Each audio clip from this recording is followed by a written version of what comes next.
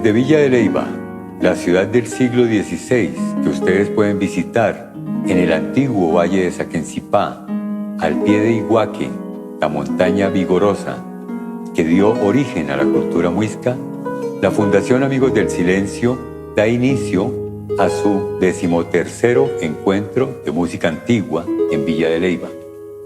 En consonancia con los tiempos que nos sobrecogen, dedicamos este encuentro a fortalecer los lazos que nos unen en busca de un mejor porvenir.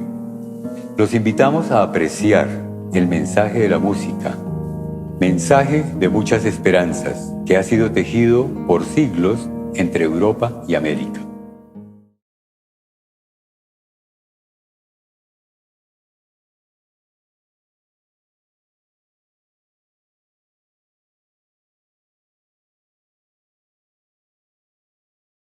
En esta serie de programas, el Encuentro de Música Antigua en Villa de Leyva presenta los repertorios preparados por los artistas que participaron en el seminario Contrapunto Transoceánico, un proyecto virtual que se diseñó para mostrar relaciones entre las músicas históricas y las músicas populares y tradicionales de América y de Colombia, sobre todo de la región Centro-Oriente, pero también de algunas otras regiones como los Llanos Orientales. En el programa de hoy tenemos a Bárbara Cerón Olvera, arpista mexicana, que estudió tanto arpa clásica como arpa barroca en los Países Bajos, que se ha dedicado pues, al repertorio de arpa histórico, pero también conoce bien el repertorio tradicional de arpa mexicana, que es muy rico, pues, no solo en la región de Veracruz, que es tal vez la más conocida, que tiene repertorios que se parecen a la música de los llanos en Colombia, sino en todo el territorio mexicano.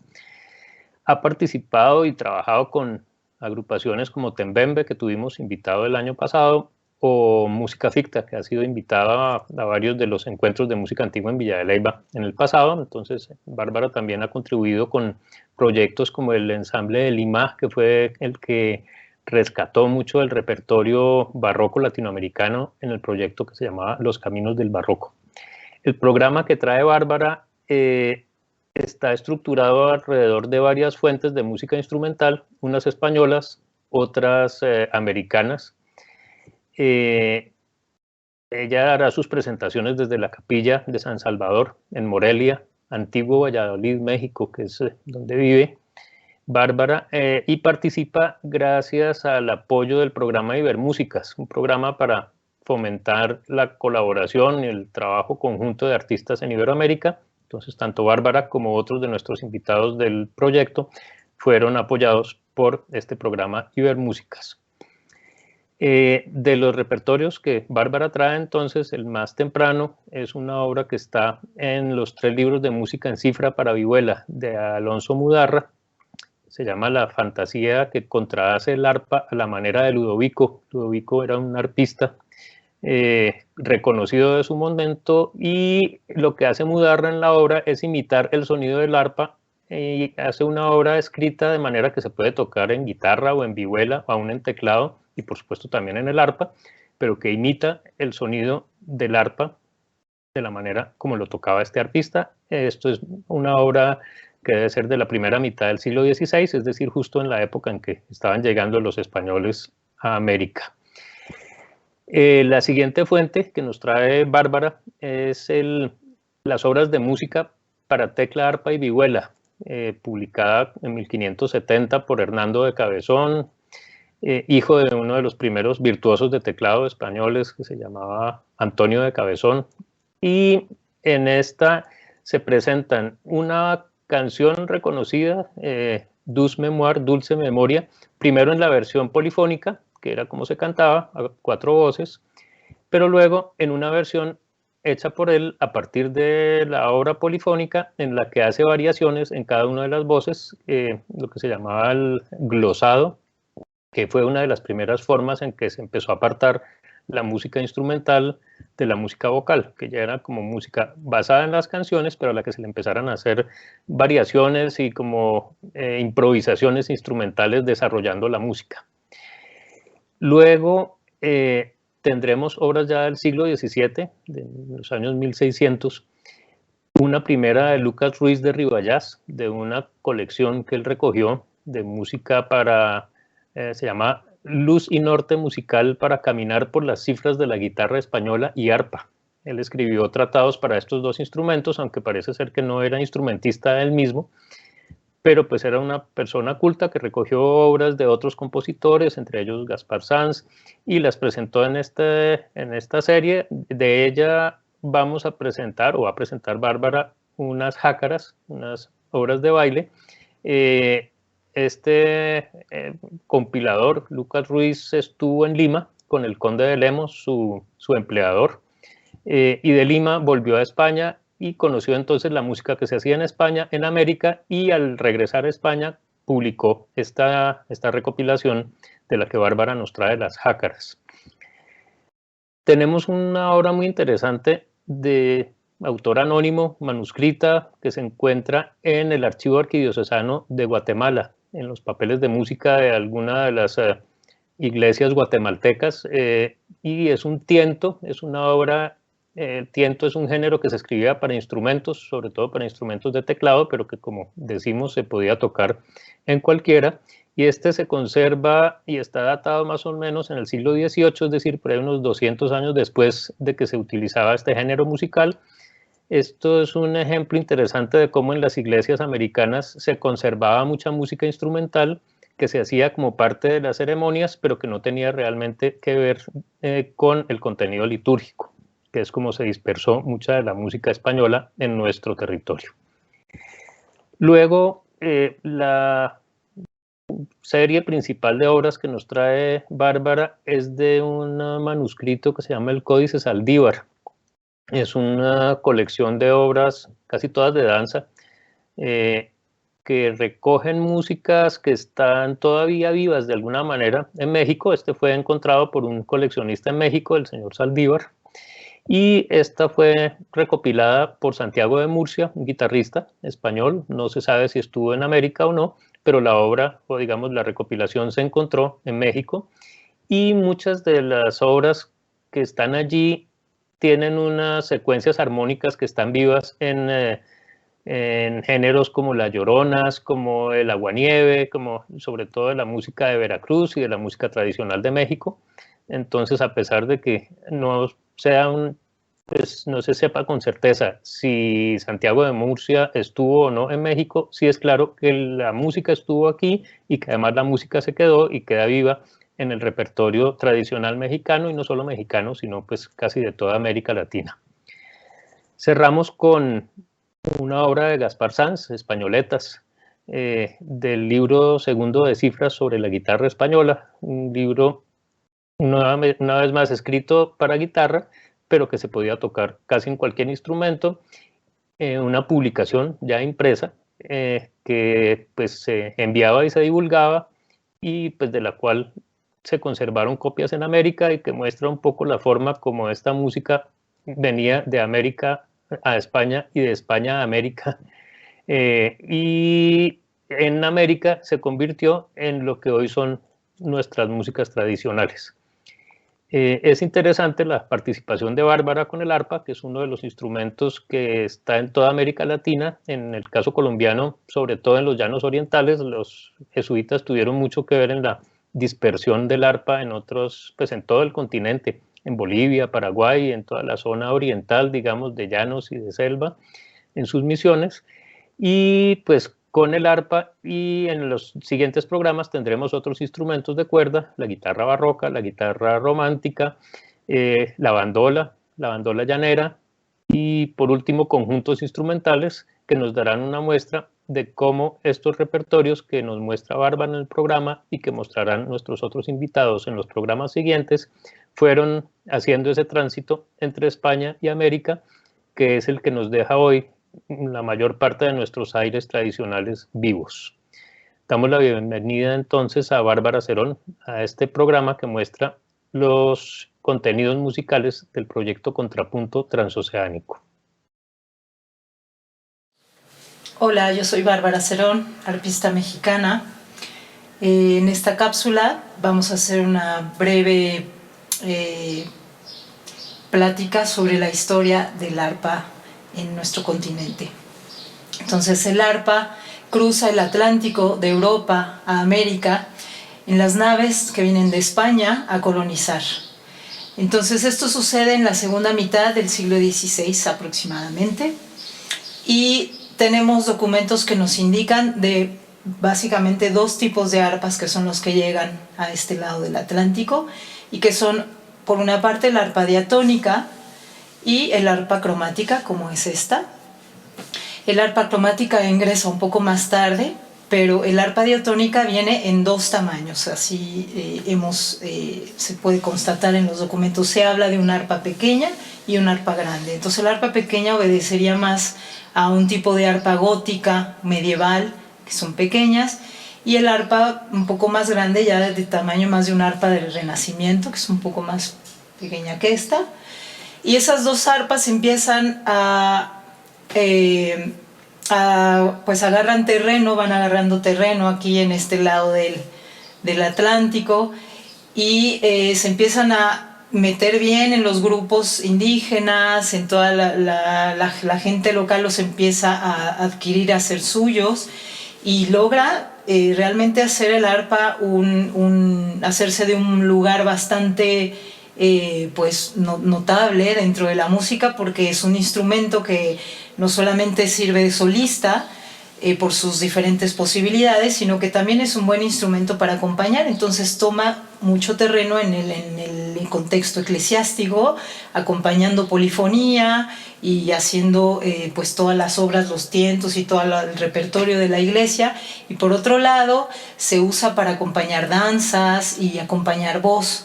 Entonces toma realmente mucho terreno el arpa y se establece de tal manera de que hasta ahora, hasta nuestros días, muchos pueblos indígenas en México conservan el arpa dentro de sus rituales y de sus costumbres. Eso lo veremos más adelante. Entonces voy a mostrarles el arpa doble cruzada, que es la que ingresa un poco más tarde que la diatónica, pero también viene muy bien. Esto lo tenemos documentado, también encontramos algunos documentos, por ejemplo, como algunos tipos de contrato que, por ejemplo, hizo algún fraile de alguna capilla.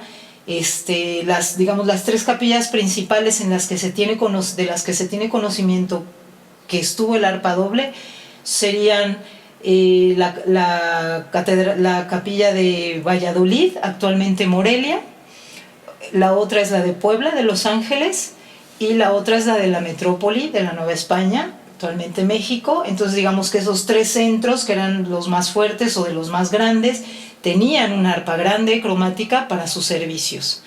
Entonces en el contrato, en el contrato que se encuentra, por ejemplo, se especifica, el fraile especifica que para ganar el puesto de maestro de capilla de la catedral fulanita, el músico tenía que saber ejecutar el arpa cromática de doble orden. Entonces así tenemos la certeza de que este tipo de instrumento llegó a nuestro continente. Entonces aquí pueden ver las dos diferentes órdenes. Esta es la primera orden, la segunda más abajo, y entonces en la de más abajo tenemos las líneas diatónicas, las notas diatónicas, que serían los 7 sonidos de la escala mayor.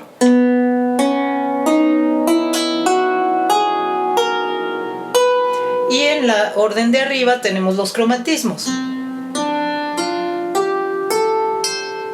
Ajá, que es más como una escala pentatónica. Y la escala completa cromática sería esta.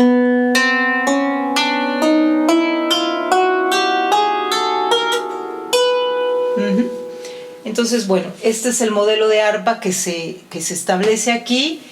Su duración de uso no llega a ser tan amplio como el de la diatónica, y probablemente sea porque la encordadura lleva muchas cuerdas que eran de tripa en aquel entonces, y era bastante complicado elaborar las cuerdas, tenía que haber un cierto tipo de animales por ahí. Entonces, bueno, esta es el arpa que se establece y que se usa en contextos eclesiásticos tanto como en el profano.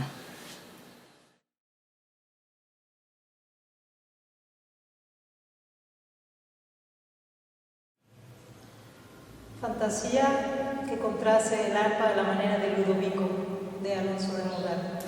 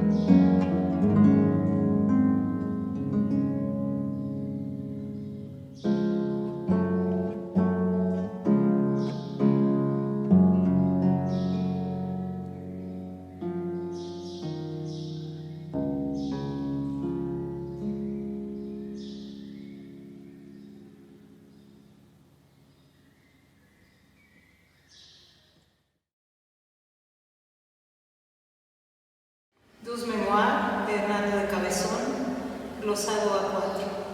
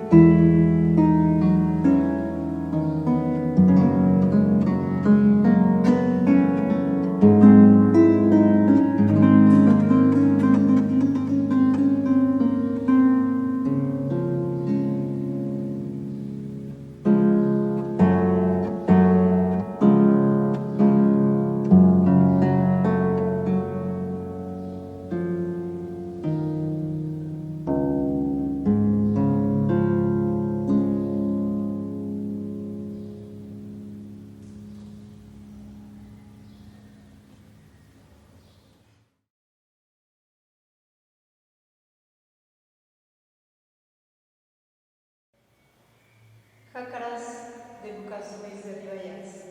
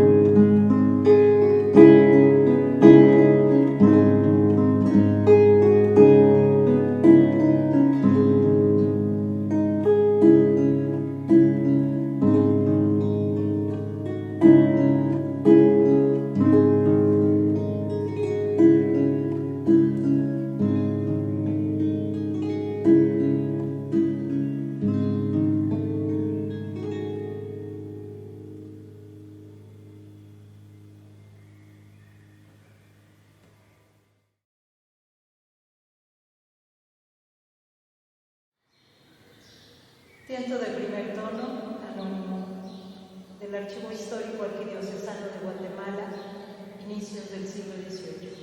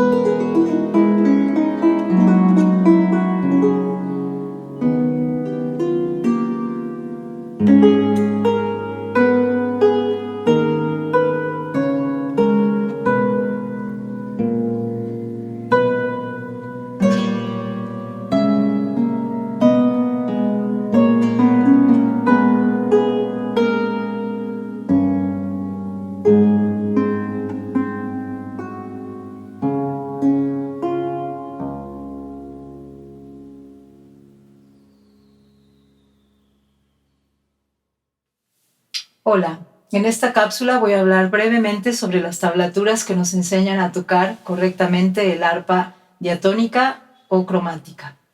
Voy a mencionar las 5 básicas fuentes en las que podemos encontrar tablaturas para arpa en España, y son el libro de cifra nueva para tecla, arpa y vihuela de Luis Venegas Enestrosa, editado en 1557. Está también Obras de música para tecla, arpa y vihuela de Antonio Cabezón, recopiladas por su hijo Hernando de Cabezón en 1578 y que incluye obras de los 2 autores. Está también la Instrucción de música de Gaspar Sanz, editada en 1697. Está Luz y Norte de Lucas Ruiz de Ribayás, editado en 1677. Y el Compendio numeroso de cifras de Diego Fernández de Huete, editado en 1704. Bueno, en estas 5 fuentes podemos consultar diferentes tipos de tablaturas que son muy parecidas y que nos ayudan a entender el instrumento. Una característica importante de las tablaturas es que no era un sistema dirigido nada más a músicos profesionales. Es un sistema tan práctico y claro y eficiente que se puede entender por cualquier persona que se interese en ejecutar un instrumento. Sería como un guitarra fácil, el equivalente a un guitarra fácil que usamos acá en México, que es un sistema de gráficas en las que se van indicando las posiciones para tocar los acordes, y es muy sencillo. Entonces es muy práctico este sistema, lo seguimos consultando para aprender las fuentes originales, y consiste básicamente de 4 líneas. La superior es para el dedo pulgar, la segunda línea para el dedo índice, la tercera para el dedo largo y la cuarta para la mano izquierda. Entonces, los dedos se indican con la letra P para el pulgar, la letra Y para el índice y la letra L para el largo. En la mano izquierda no nos indican las letras más que las cifras, y las cifras corresponden a los tonos. Entonces, el número 1 es Fa, el número 2 es Sol, el número 3 es La, el número 4 Si, y así consecutivamente. Esas son las cifras para las notas. Y entonces en la mano izquierda se indica qué cifra se va a tañer, y abajo de la cifra se puede poner una letra como la O si se va a requerir una octava, una Q si es quinta, o una S si se va a requerir una sexta para acompañar. Entonces la izquierda era para acompañar, y la mano que va glosando o haciendo carretillas, las carretillas se les nombraba a lo que conocemos como escala. Entonces las carretillas se van numerando así, por ejemplo, 3, 2, 1, L, I, P, y así, ¿no? Se usaban básicamente estos 3 dedos para tocar. El ritmo se nos indica con una figura rítmica que va hasta arriba de las 4 líneas, y por ejemplo, si tenemos un pasaje de corcheas, se deja la corchea ahí, y hasta que va a cambiar de figura rítmica se indica la nueva figura rítmica. Entonces eso nos evita estar leyendo una parte llena de notas rítmicas, nada más se indica la primera, y hasta que cambiamos de figura rítmica se indica a qué figura vamos a cambiar. Bueno, también se nos indican a través de algunos símbolos en cuál de los 4 registros vamos a tocar, si en el más bajo, en el tenor, en el central o en el más agudo. Una parte importante de las tablaturas y muy bonita es que nos indican también cómo vamos a templar el instrumento, ¿sí? Entonces aquí hago la referencia a lo que es afinar y templar. Entonces actualmente estamos más familiarizados con el término afinar. Voy a afinar un instrumento. Entonces escojo una altura 415, 440, 432, etc. Y sobre esa altura defino el sistema de afinación que voy a utilizar, es decir, la distancia de mis intervalos. Pero en el templar es un poco más poético, porque el templar nos habla de escoger una altura que va a ser ideal para cada instrumento. En el caso de instrumento solista o acompañando voces, que no requerimos consortar con otros instrumentos, entonces definimos la altura en el punto de mejor resonancia de cada cuerda y de la misma madera del instrumento. Ahí donde vibra bonito, donde se escucha con buena proyección, se escoge esa altura y se van definiendo los intervalos que va a haber entre cuerda y cuerda, y eso nos va a definir el sistema de afinación en el que vamos a tocar, o el sistema de temperamento. El temperamento nos va a indicar cómo se van a repartir las distancias entre cada intervalo. Y a lo largo del siglo XVI, XVII, Incluso hubo una gran gama de temperamentos que se empezaron a inventar para poder lograr mayor justeza en los intervalos de tercera y en las quintas, que son básicamente los intervalos que primero se van buscando para lograr cada temperamento.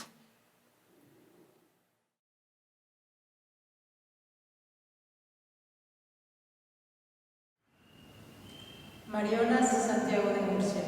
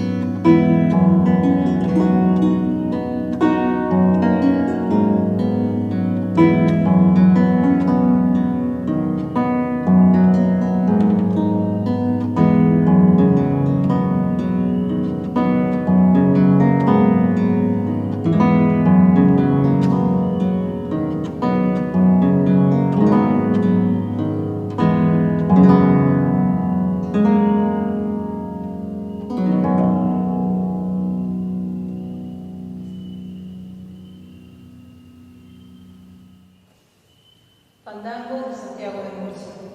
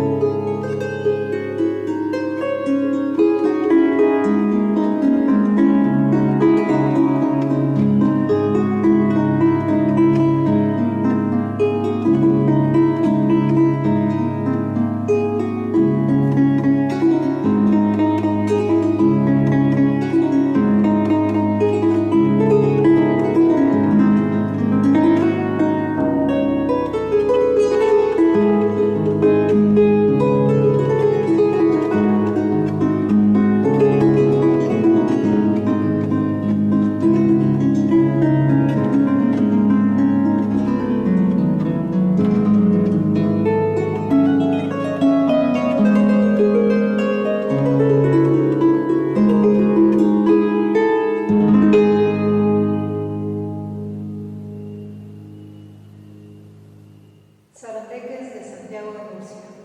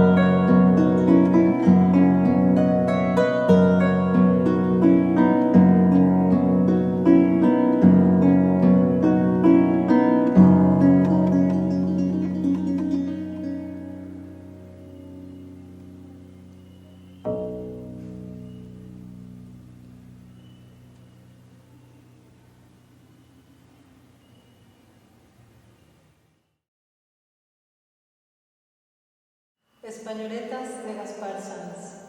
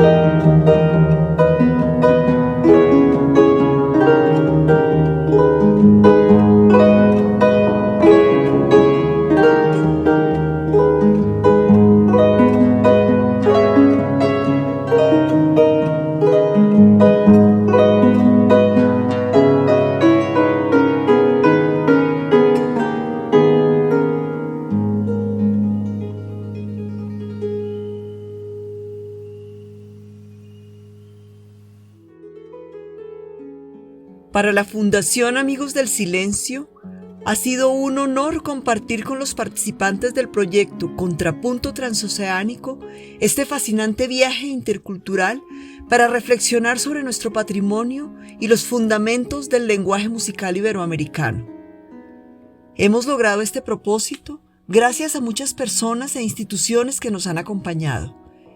Este es un proyecto apoyado por el Ministerio de Cultura, Programa Nacional de Concertación Cultural, por Boyacá Avanza, proyecto apoyado por la Gobernación de Boyacá y la Secretaría de Cultura y Patrimonio de Boyacá a través de la Convocatoria Departamental de Concertación Cultural, con los auspicios de la Alcaldía de Villa de Leyva y el Programa de Fomento de las Músicas Iberoamericanas 2020 de Ibermúsicas. Muchas gracias al equipo académico y pedagógico, al equipo de producción y a todos los artistas que tan generosamente nos han dado su arte y su tiempo. Pero sobre todo, agradecemos a los participantes en la fase pedagógica de este proyecto y a ustedes, querido público, que nos acompaña en esta versión virtual del 13º Encuentro de Música Antigua. Ustedes son nuestra razón de ser. Esperamos verlos muy pronto en Villa de Leyva para una nueva versión del Encuentro de Música Antigua. Hasta entonces.